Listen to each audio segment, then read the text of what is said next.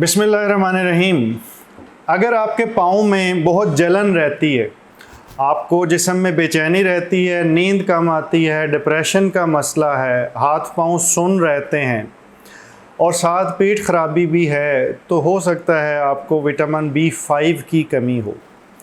Vitamin B5 پینٹوتھینک acid بھی کہلاتا ہے اور اس کے اندر بہت سارے جو علامتیں ہیں وہ آتی ہیں، لیکن ان علامتوں کی ڈیٹیل میں جانے سے پہلے خوراک کی بات کر لیں۔ ونس اگین جو بی کمپلیکس کی جو سی وٹامنز ہیں، ان کا خاصہ یہ ہے کہ بہت ساری خوراک میں پائے جاتے ہیں۔ یہ پولٹری میں بھی پائے جاتے ہیں، یہ گوشت میں بھی پایا جاتا ہے، یہ سبزیوں میں بھی مل جاتا ہے، یہ ڈیری پروڈکٹس یعنی دودھ کی پروڈکٹس کے اندر بھی مل جاتا ہے۔ تو اگر آپ کی ڈائٹ بیلنس چل رہی ہے تو پھر یہ ساری چیزیں سٹیبل رہیں گی۔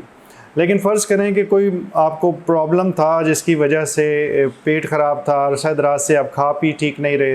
اگر آپ ذہنی اور جسمانی صحت کے بارے میں علم، نئے طریقہ علاج اور نئی سے نئی تحقیق کے بارے میں جاننا چاہتے ہیں تو اس چینل کو سبسکرائب کریں، بیل آئیکن کو کلک کر دیجئے۔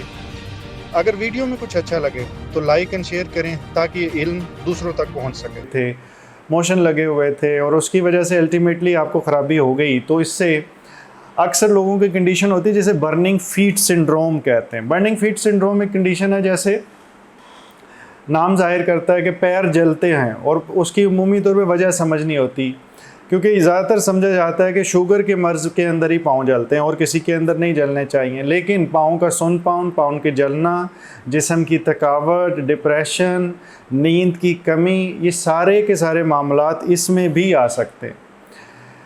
اس کے علاوہ اس مرض کے اندر آپ کو سکن کے اندر بھی سوزش محسوس ہو سکتی ہے، آپ کو بال گرنے کے مسئلہ بھی ہو سکتا ہے، اور بال گرنے کے علاوہ ایڈرینل انسفیشنسی کنڈیشن ہے، جس کا مطلب یہ ہے کہ وہ ہارمون جو جسم میں BP کو سٹیبل رکھتا ہے وہ بھی ڈسٹرب ہو سکتا ہے۔ یعنی کہ اگر آپ کو BP بھی ساتھ لو رہنا شروع ہو گیا ہے تو ممکن ہے کہ یہ بات اس طرف جا رہی ہو، دو کہ یہ بہت ریئر ہے، لیکن اس ویڈیو کو مکمل کرنے کے لیے مجھے پھر وہ ساری چیزیں آپ سے ذکر کرنی پڑی۔